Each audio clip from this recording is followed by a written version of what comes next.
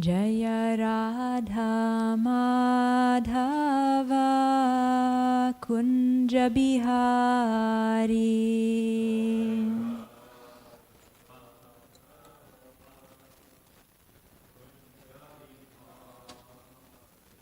Jaya Radha Madhava Kunja Bihari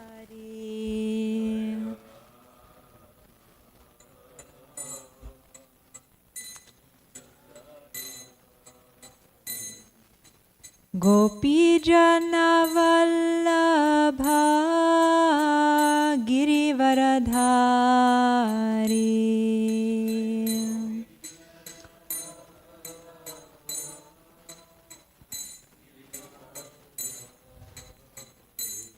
Jaya Gopi Jana Vallabha Girivaradhari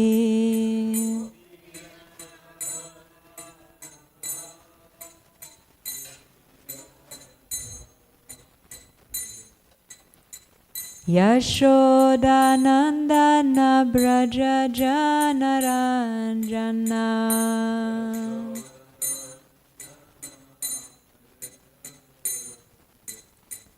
Yashodanandana Braja Janaranjana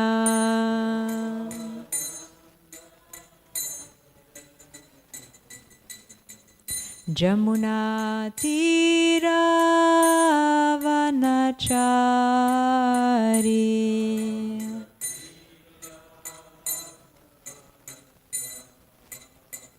Jamuna Tira Vanachari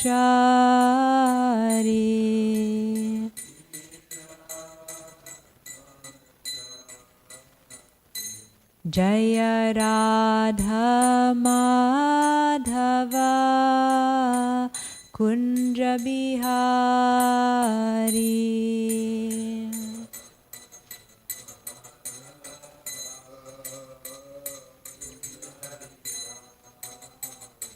Jaya Radha Madhava Kunja Bihari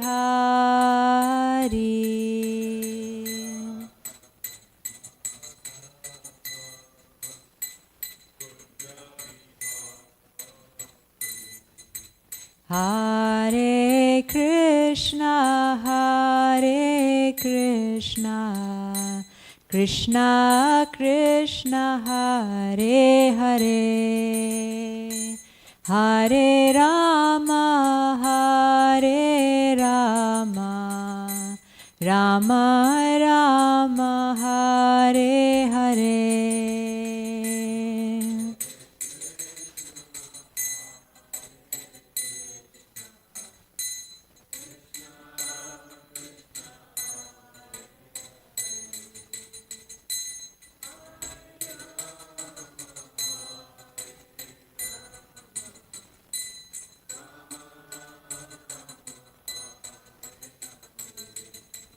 Hare Krishna Krishna Krishna Hare Hare Hare Rama Rama Rama Hare Hare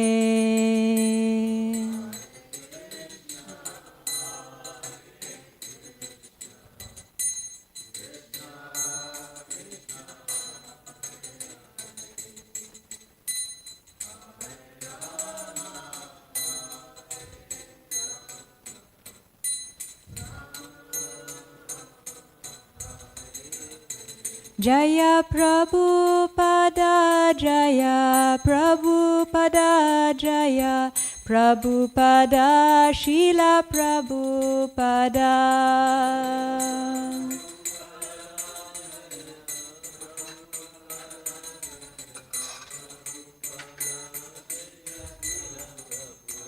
Jaya Guru Deva Jaya Guru Deva Jaya Guru Deva Jaya Guru Deva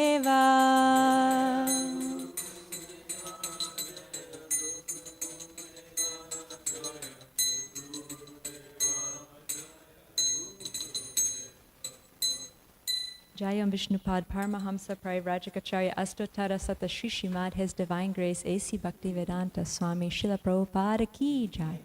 ISKCON Founder Charya Srila Prabhupada Ki Jai.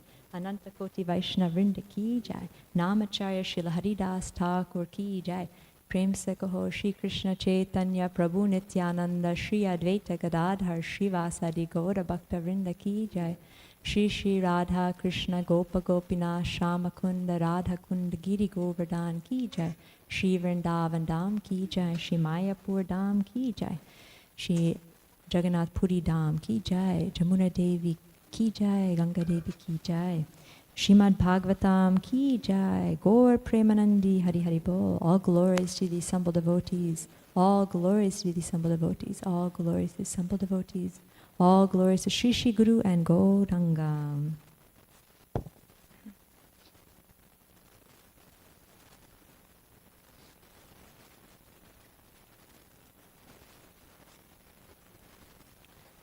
Om Namo Bhagavate Vasudevaya.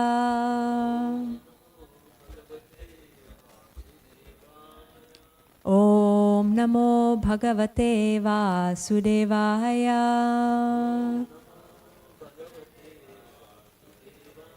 Om Namo Bhagavate Vasudevaya. So today we're reading from Srimad Bhagavatam, Canto 10, Chapter 50, Krishna establishes Dwarka, text 42.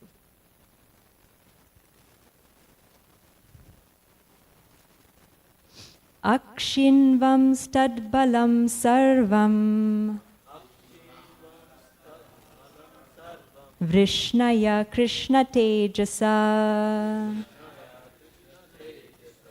Hateshu Sveshvanikeshu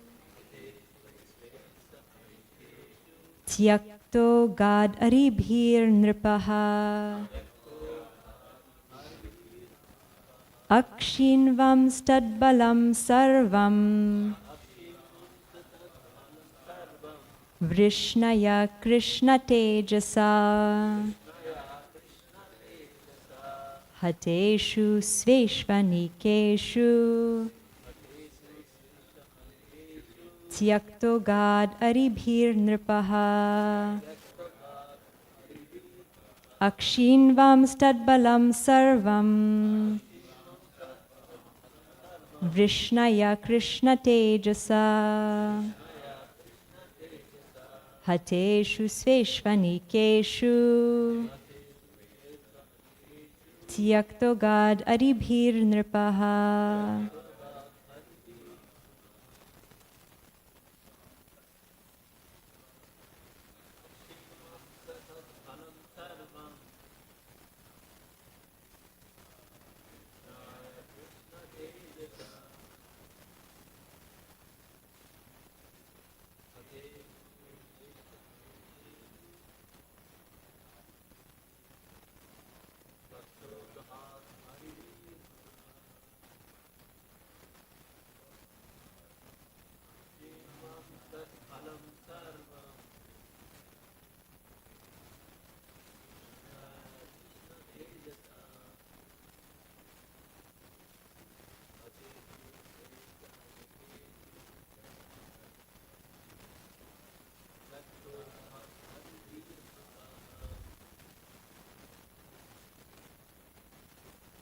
Anyone else?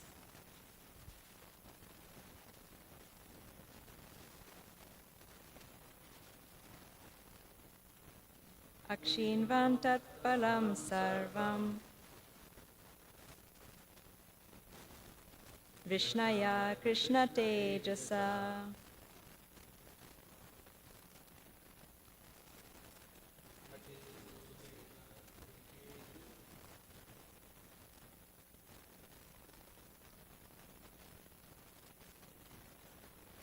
Tyakto Gad Aribhir Akshinvan, they destroyed. Tat, his. Balam, force. Sarvam, entire. Vrishnayaha, the Vrishnis. Krishna Tejasa, by the power of Lord Krishna. Hateshu, when they were dead. Sweshu, his. Anikeshu, soldiers. Tyaktaha, abandoned. Agat, went away. Aribihi, by his enemies. Nripaha, the king Jarasandha. Translation. By the power of Lord Krishna, the Vrishnis would invariably annihilate all of Jarasandha's forces. And when all his soldiers had been killed, the king, released by his enemies, would again go away. And commentaries, Vishwanath Chakravarti Thakur says, the Vrishnis destroyed his army. And Jiva Goswami. The Yadus, rather than Krishna and Balaram, fought at these times. So instead of Krishna and Balaram, these last 16 times, it was the Yadus. And even the main fighters like Satyaki did not have to fight. Krishna arranged that their powers increased like blazing fire, Krishna Tejasa. They were never without this power, for it is stated in verse 44 that Kalyavana had heard of their powers. The king was released each time by the Vrishnis, Aribihi, according to Krishna's wish. Or, when all the enemies were killed by the Vrishnis, Aribihi, he was released by Krishna. Om Jnana Timirandasya Jnananjana Shalakaya Chakshurun Militam Yena Tasmai Shri Guruve Namaha. Nama Om Vishnupadaya Krishna Prishtaya Bhutale Srimate Bhakti Vedanta Swaminiti Namine Namaste Saraswate Deve Gauravani Pracharine Nirvishesha Shunyavadi Pashyatya Tarine Jai Shri Krishna Chaitanya Prabhu Nityananda Shri Advaita Gadadhar Shivasari Gaura Bhaktavrinda Hare Krishna Krishna Krishna Hare Hare Hare Rama, Rama Rama, Hare Hare. Vanchakalpatrubhyascha kripa sindhubhya eva cha patitanam pavanebhyo vaishnavebhyo namo namaha. I offer my obeisances to all the devotees here, especially the senior Vaishnavas. If you can please bless me that I can speak on this Srimad Bhagavatam. So here we have important word, Krishna Tejasaha. Empowered by Krishna. So as we know, when Jarasandha first attacked Mathura, he came with a division of soldiers, 23 Akshahinis, a huge, massive amount of soldiers. And Krishna and Balaram came out of the city with just a small little army. And it's described that the women of Mathura were watching from the top of their palaces, and they were seeing slowly the flags of Krishna and Balaram were just getting covered over by all the dust because of all of the huge army that was surrounding them, and they were feeling so much anxiety. They could no longer see Krishna and Balaram. So Krishna took his bow, and with his arrows, he just began, amazingly killing every single person and every single soldier. And there was rivers of blood. It's a very gory scene. When Krishna does anything, he does it the best. So if he does a battle, it's the most ferocious and most gory kind of scene that we can imagine. And the only person that was left alive was Jarasandha. And Krishna released him because he had a plan, another plan, because he was thinking Jarasandha will bring more people. So the next 16 times, Krishna doesn't himself go out of the city to kill Jarasandha's army. He sends his Yadu soldiers. And one may wonder why does Krishna do that? Why doesn't he come out himself and take care of this kind of a heroic thing? When he came back, everyone was praising him. Why didn't he again go out those rest of those times? And one of the reasons why Krishna does that is empowers his devotees to do certain tasks is because Krishna likes to give credit to his devotees. He likes to glorify the devotees. So the devotees of the Lord, the pure devotees, they don't want anything from Krishna. When Krishna asks them even for a benediction, they say, no, I don't want anything. I just want your devotional service. So how can Krishna repay them? There's no way he can repay the love of the devotees, pure devotees. So one of the ways that Krishna repays the devotees, or the way he wants to serve his devotees, is by glorifying them. So sometimes he will empower his devotees to do things on his behalf so that the whole world will glorify them. I was thinking about a few examples of empowerment, and these examples also are very instructive for us because we're part of Lord Chaitanya's Sankirtan movement. And in Lord Chaitanya's Sankirtan movement, we are told that Lord Chaitanya wants to empower each one of us also to spread Krishna consciousness. So talking a little bit about these pure devotees and how they were empowered, and the instructions about how we can be open to empowerment too. So the first personality that came to mind was Hanuman. So when the whole Vanaras came to the tip of India, and the ocean is the vast oceans in front of them, they know Sita's there, and who's going to jump across? Hanuman, because of a curse, he didn't know. He didn't remember his powers, so he was just sitting there. And finally, when Jambavan reminded him, he remembered his powers. And then he was able to, of course, jump over across the ocean, give the message to Sita. And later, when the battle happened, not only did he jump back across the ocean when Ram and Lakshman had fallen in the battle and he was trying to get that Sanjeevani herb, not only did he jump back across the ocean, but he jumped all the way to the Himalayas. And then not only that, he jumped all the way back holding a mountain. So talk about empowerment. And his mood was just simply, I'm just a servant. It was not about him that, oh, look what I did. It was just, I'm just a servant. Krishna has given me, Ramachandra has given me these powers, and I'm going to use it in his service. And another personality that I was thinking about was, Arjuna, of course, in the whole Bhagavad Gita. Now, Arjuna is interesting because he gives us an example of hesitancy to be used as an instrument. And sometimes we may be hesitant to be used as an instrument in Krishna's service. I honestly have had that feeling of, I don't want to pray for empowerment because, what if Krishna puts me in a situation where I'm like, I don't feel comfortable in it, right? Or I'll fail, or something will be, something bad will happen. And so sometimes we may be afraid to pray for empowerment, or to be used as an instrument. So Arjuna was hesitant also, and he said to Krishna, this doesn't seem right. And he gave all of his reasons. And they were all very good reasons.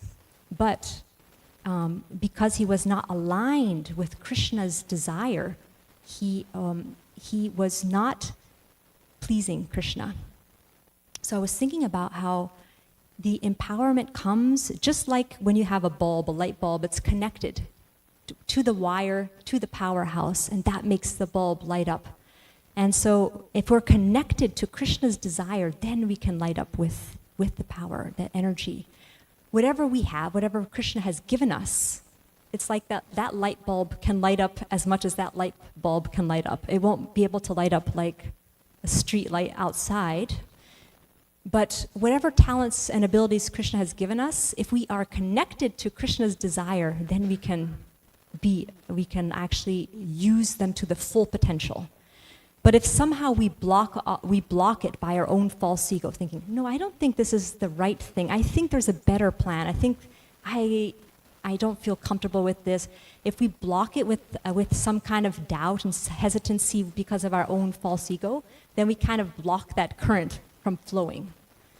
It's like cutting the wire or whatever. So So Arjuna was hesitant, and finally, when Krishna gave him the instructions of Bhagavad Gita, he changed his mind. And Krishna says, get up and fight, prepare to fight. I've already destroyed this whole army. All you have to be is an instrument in the fight. It's already arranged by me. You don't have to worry about the results. It's already arranged. They're all going to be destroyed anyway, but I'm giving you the opportunity to do this service. And that's the same thing for us, that whatever's Krishna's plan is already going to happen according to Krishna's desire. But when Krishna gives us a service, a particular service, it's a great opportunity for us to engage in that service, whether we feel that we are good at it or not, whatever our may be going on in our own minds. But if somehow we are able to stay connected to Krishna through the Guru and the devotees' blessings, then amazing things can happen. Things that we may not even realize that we can do may come through us because we are connected with Krishna's desire. So Arjuna finally agrees, and he fights according to Krishna's instructions. And another personality I was thinking about was Krishnadas Kaviraj Goswami. Recently I was reading a few verses from Chaitanya Charitamrita, and I was thinking, wow, this is the most incredible book. It includes everything. Bhagavad Gita, Srimad Bhagavatam. If you want to know the quotes from all the shastras for any particular topic, Chaitanya Charitamrita has it. And I was thinking, how did he do it? He's sitting there at Radhakund, and he doesn't have a database like we have to search, like Google search or whatever. How did he able, he makes a statement, and then he quotes so many different references from all over, not just Srimad Bhagavatam, but all the Puranas and different places. And then he makes a second statement, and I was thinking, what an incredible work this Chaitanya Charitamrita is. And when Krishnadas Kaviraj Goswami first came to Vrindavan, he was very old. He was saying that he actually wrote in Chaitanya Charitamrita, my hand is trembling, I can't really think clearly, it's just old age is there, and I have this task. The devotees have asked me to do this task of telling Lord Chaitanya's pastimes that are not mentioned in the Chaitanya Bhagavat in an authoritative way with all of the philosophy, the tattva, and also the teachings of Lord Chaitanya. I don't feel that I can do this. I'm an old man. I don't have much. I don't even know how many more years I have left to live. I don't have, so much ability to do this. But because the orders are coming from the devotees, he didn't refuse, which is instructive, because we may feel like, I'm not qualified, and then I'm not going to do it. But he didn't stop it. This is coming to me somehow. I don't know how, but he went to all the deities of Vrindavan and Madan Mohan, prayed for their blessings, prayed to all the Vaishnavas, and the deities, actually it's described that the pujari would, the deities' garlands would drop, and then the pujari would give the garland. The deities were blessing him to write the book. And I was reading in one of the verses of Chaitanya Charitamrita, he says, by their mercy, all these devotees have ordered me to write of the last pastimes of Sri Chaitanya Mahaprabhu. Because of their order only, although I am shameless, I have attempted to write this Chaitanya Charitamrita. And in the purport, Prabhupada writes, to write about the transcendental pastimes of the Supreme Personality of God, it is not an ordinary endeavor. Unless one is empowered by the higher authorities or advanced devotees, one cannot write transcendental literature. For all such literature must be above suspicion, or in other words, it must have none of the defects of conditioned souls, namely making mistakes, illusions, cheating, imperfect sense perceptions. The words of Krishna and of the disciplic succession that carries the orders of Krishna are actually authoritative. To be empowered to write transcendental literature is a privilege in which a writer can take great pride, which I thought was interesting, that to be empowered to write transcendental literature is a privilege in which a writer can take great pride. And then the next sentence he says, as a humble Vaishnava, Krishnadas Kaviraj Goswami, being thus empowered, felt very much ashamed that it was he who was to narrate the pastimes of Lord Chaitanya Mahaprabhu. So humility and yet great pride, because it's not me. So it's, I'm somehow Krishna, I'm not doing it. Somehow Krishna's using me incredibly, even though I'm so unqualified. So I take not pride in myself, but I take pride in I take pride in Krishna, that, you know, Krishna's so wonderful and he's using somebody even like me to do this task. So, and then of course, Srila Prabhupada, right? What are the odds that somebody that at that age, with no resources, no context, not even the culture, same culture, not the same language, not the same anything, everything was completely different, completely. Like Krishna likes to do that. He likes to put the most like unusual and kind of like odd situations so that we can really glorify Srila Prabhupada. Imagine if Srila Prabhupada had been somebody from the West who already spoke the language really well, had a lot of money. It wouldn't be as amazing of a story, right? So Krishna likes to be dramatic also. So Prabhupada's story of empowerment, and probably when he's writing this purport of Krishnadas Kaviraj, he's probably also thinking about how he also felt that he was empowered to write these books. He also would say that English is not my first language. I'm not a Sanskrit scholar. I don't have so much, but because he was in that mood of service, he actually said that Krishna was dictating to him the Bhaktivedanta purports. And he would like to hear, when the devotees would read the verses to him, he would enjoy hearing it because it was not his words, it was Krishna's words. So, and then also, Srila Prabhupada never took credit. Whenever anyone would say, wow, what an amazing thing you did, you spread Krishna consciousness all over the world, he would always say, it was not me. And sometimes he would get teary-eyed and say, it's all my spiritual master. It's all his mercy. And he sent all of you, he would say, to help me, and it's not me at all. So that's the amazing thing. That how can we understand it? It's like incredible things, but complete humility at the same time. It's not at all taking, not even one drop of credit. Just saying, I'm just an instrument. Now, thinking on further about our position, because here we are in Lord Chaitanya's movement, and we hear Lord Chaitanya has given an instruction for us. Yare deke tare kaha Krishna upadesh, amara agyai guru hai tara edesh. So amara agyai, my order is, all of you become gurus and deliver this land.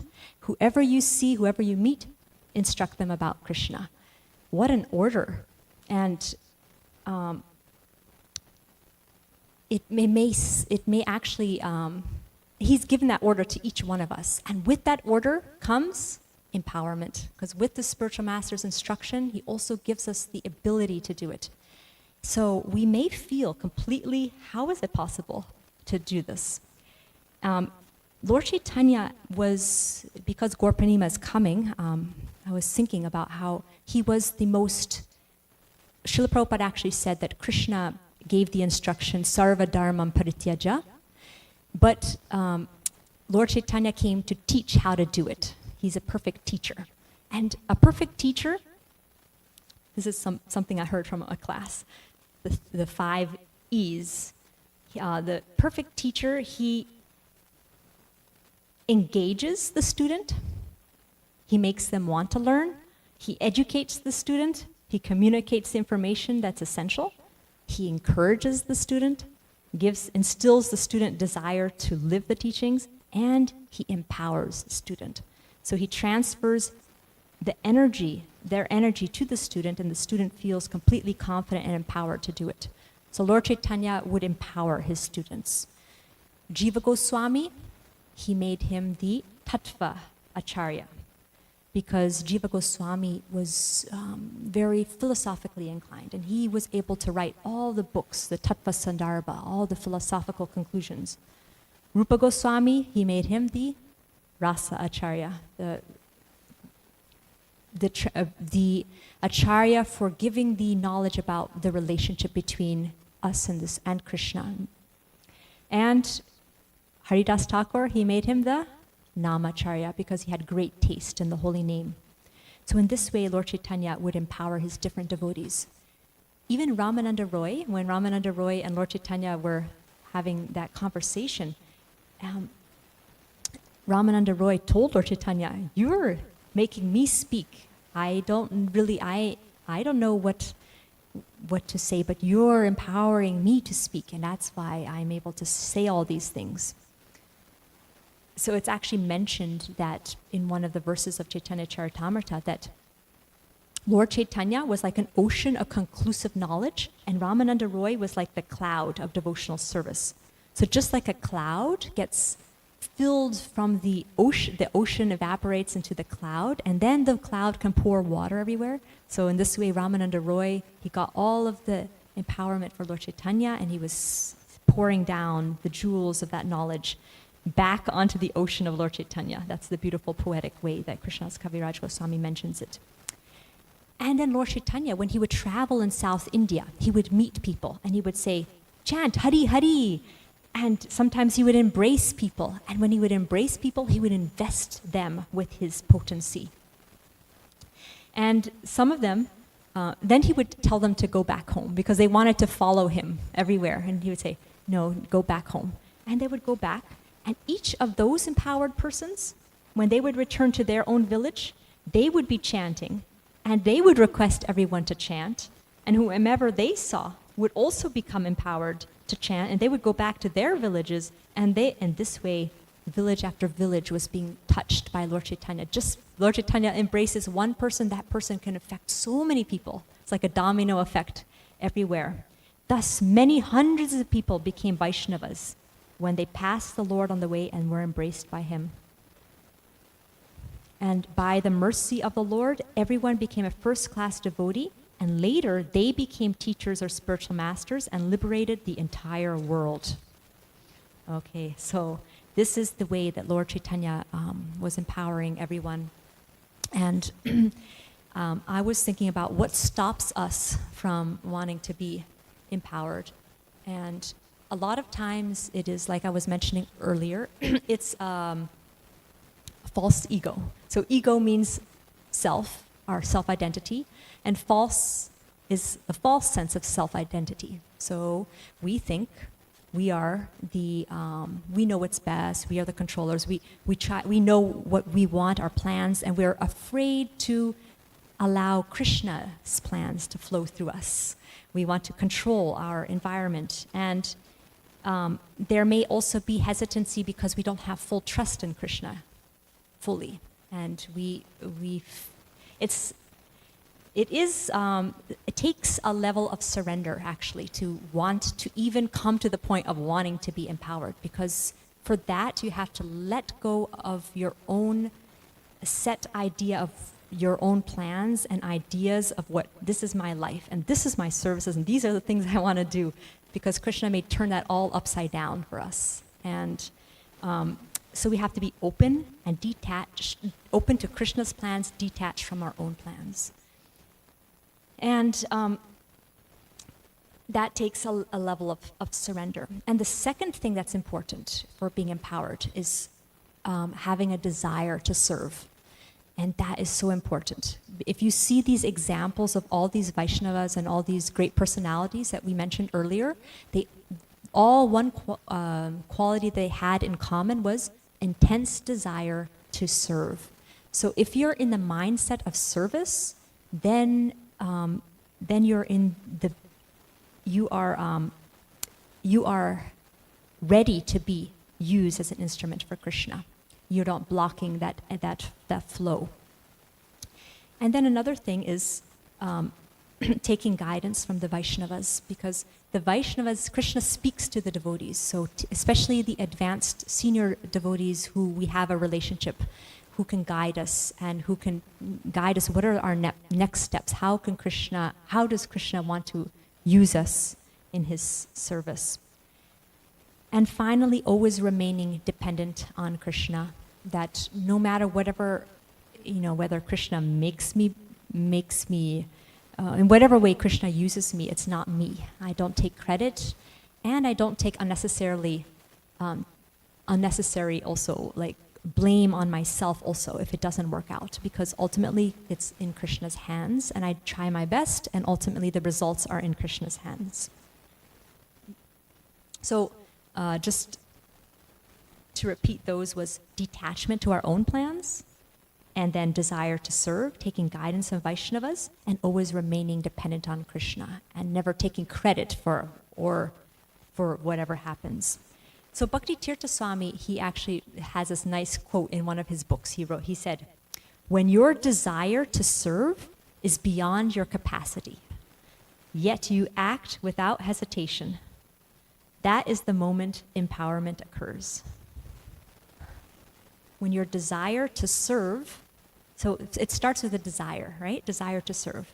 When your desire to serve is beyond your capacity, yet you act without hesitation. So you know it's beyond me, but I'm putting my yes, Krishna, if you want to use me, I'm available, right? Then that's the moment empowerment occurs. So, and it doesn't have to be big things, and sometimes what kind of scares, at least for me, is like, oh, I have to do such vast things like this. I can't jump over an ocean. I can't do what Prabhupada did. All these things, and we don't have to do necessarily huge, tremendous, amazing things like this. It's more about I am who I am, what Krishna has given me, and I will just be the best version of myself, and I will let Krishna use me in whatever way he wants to use me. But I won't stop that flow from happening. So it's more about accepting ourselves completely and allowing Krishna to use us completely. And I was thinking about, in most of these cases that I mentioned, it was mostly that Krishna was using the devotees according to the talents that they had. Like Arjuna was a fighter already, so Krishna gave him that ability to fight. Hanuman already had a lot of, he got that tejas from his childhood. He was a son of the wind god, right? So he could do that. And of course, there's some situations where Krishna will completely put something completely amazing in somebody who is unexpectedly. But for the most part, Krishna will use the talents of the devotee to do the things. Like Sudama, the florist in Mathura, was a florist, and he could make beautiful garlands. And Krishna didn't expect him to become the person who would be the weaver, right? So he would just be the best. He would use his talents as a florist for Krishna, like that. So I was thinking that the first step is being willing to be an instrument and accepting whatever Krishna has given us, and then being open to being used in service. And finally, when we are used in service, that's when it's important to it's easy to become proud. When something amazing does come through you, some words come that it's not you, you know it. It's like, okay, something happened, this is not me, this is something that was flowing through me. It's easy to become proud, and people start to praise you or put you on a pedestal, like, oh wow, you're so amazing. But if you also look at these lives of these great personalities, they always stayed very, very humble, never took credit. When Brahma was asked or was given the task of creating, what an amazing, incredible task. He had to do the interior decorating of the entire universe. And Brahma prayed to Krishna for empowerment. And he also prayed something, which I find very instructive. At the end of his prayers to Krishna, he says, also, please, I pray to you that I may not become proud as if I were the supreme, because I'm going to be doing all this and people are going to be praising me as a creator. Please help me not become proud. And Prabhupada in the purport mentions there that sometimes Krishna will give us powers that are incredible, like Hanuman crossing the ocean. Even Ram didn't cross the ocean by jumping. He walked, right? So sometimes the Lord will give powers to his devotees that's more than him. But the devotees, Prabhupada says here, he knows the power belongs to the Lord, and the devotee always remains an instrument, and he gives all the credit to the Lord. He doesn't take any of the credit. And then also I was thinking about Arjuna, how Arjuna, when he was, when he came back to Yudhishthira to tell him that Krishna had departed the world, he was telling Yudhishthira, you know, all the things that we accomplished, it was only because of Krishna. We won Draupadi's hand because of Krishna. I defeated Indra because of Krishna. We destroyed this whole Kaurava army because of Krishna's strength. None of it is ours. And you know what? When I was coming here, I was trying to protect the queens from these, these simple like cowherd people were trying to kidnap them. I would, Arjuna, I tried to defeat them. I couldn't even do anything. I was completely helpless. I was the same Gandiva bow, same chariot, same Arjuna. Everything's the same, but Krishna is not there. Krishna withdrew his power. And in those purports also, Prabhupada mentions how when Krishna can empower us, and he can also take it away at any time. Krishna's, and so we should not become puffed up by borrowed plumes, Prabhupada says, because it's not ours. It's the source, it's coming from Krishna, and he can give or withdraw as he likes. So those are some thoughts I had on this verse. So here, the Yavana, the Vrishnis are being empowered by Krishna Tejasa, to defeat Jarasandha, and and they do the exact same thing as Krishna. They destroy the whole army of Jarasandha, and then they let Jarasandha go, so Jarasandha can bring another force to come, and in this way, the Yadus are being also glorified because they're being used as instruments in Krishna's service. So would anyone like to add anything on these verses, or any kind of realizations or comments or questions? Yes.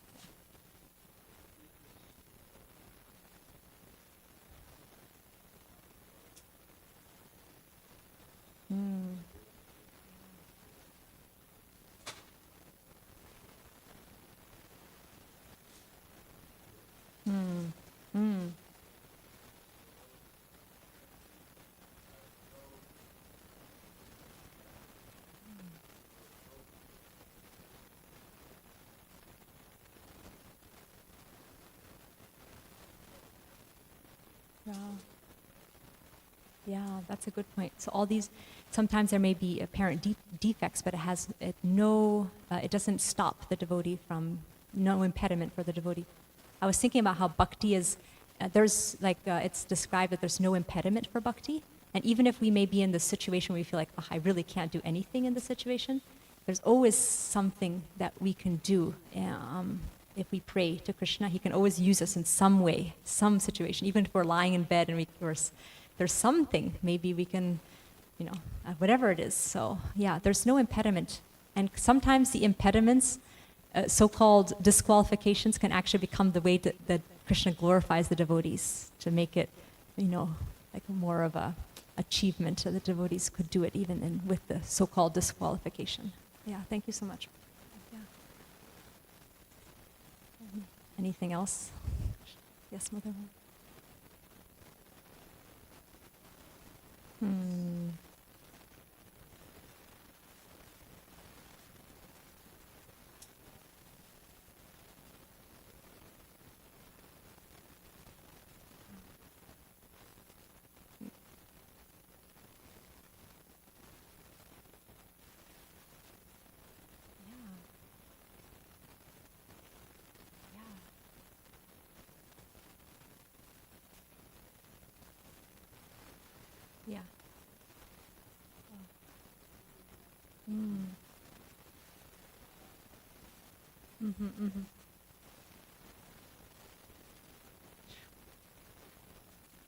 Yeah. Yeah. Yeah, thank you. Yeah, incredible. Yes.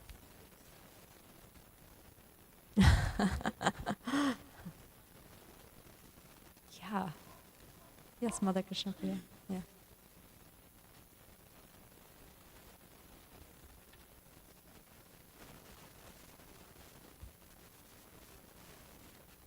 Mm-hmm. Yeah. Yeah. Yeah. Thank you so much. Srila Prabhupada ki jai. Srimad Bhagavatam ki jai. Hare Krishna. Hare Krishna. No, yeah. Hare Krishna. That was.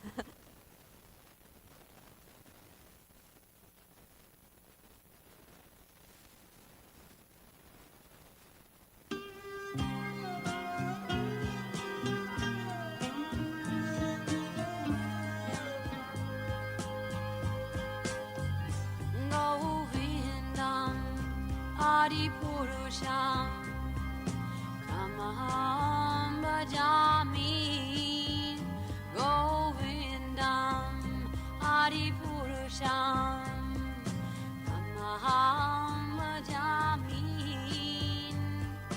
Govindam Adipurusham Tamaham Bhajami Enam Kanvandam Maravindanalayataksam Varhavatam Samasitam Buddhasundaranam Kandar Agom Vidamaniya Vishesha Shobham Govindam Adipurusham Tamaham Bhajami Govindam Adipurusham Tamaham Bhajami Govindam Adipurusham Tamaham Bhajami Angani Yasa Sakalem Priya Priti Manti Vasyanti Panti Kayanti Chiram Naganti Ananda Chinmaya Sadhu Jala Vigrahasya Govindam Adipurusham Tamaham Bhajami Govindam Adipurusham Tamaham Bhajami Govindam Adipurusham Tamaham Bhajami Govindam Adipurusham Tamaham Bhajami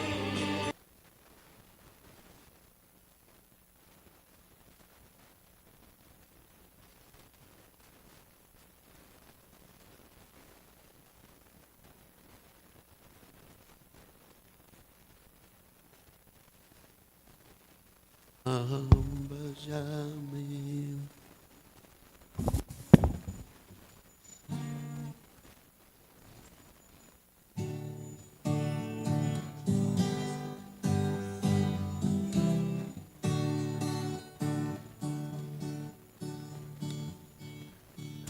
Namo Vishnu Padaya Krishna Prasthaya Motale Shimate Bhakti Vedanta Samini Namane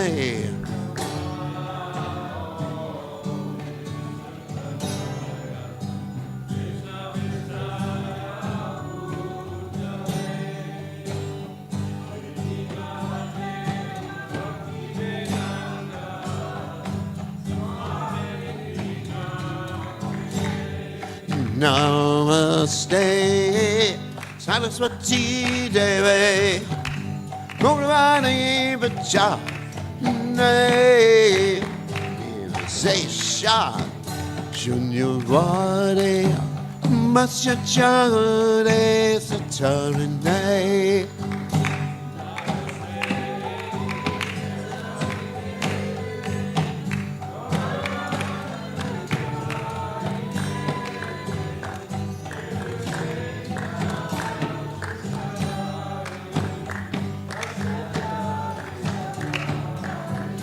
Jaya Shri Krishna Chaitanya Prabhu Nityananda Shri Advaita Gadada Sivasade Gauranga Vrinda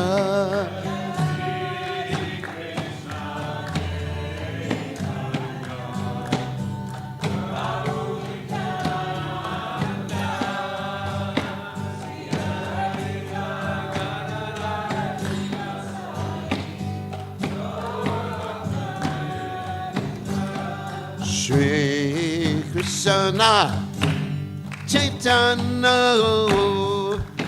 Prabhu Nityananda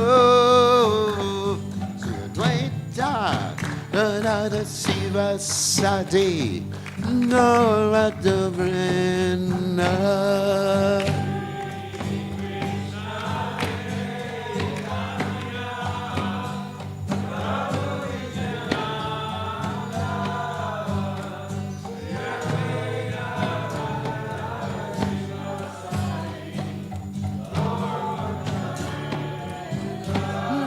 Shri Krishna Chaitanya Prabhu Nityananda Shri Advaita Gadada Sivasadi Gauranga Vrinda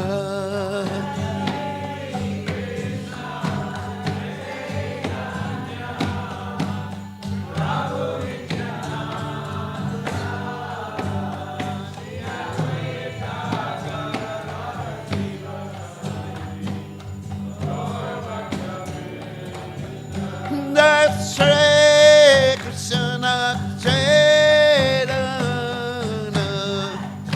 Prabhu Nityananda Advaita Gadada Sivasadi Gauranga Vrinda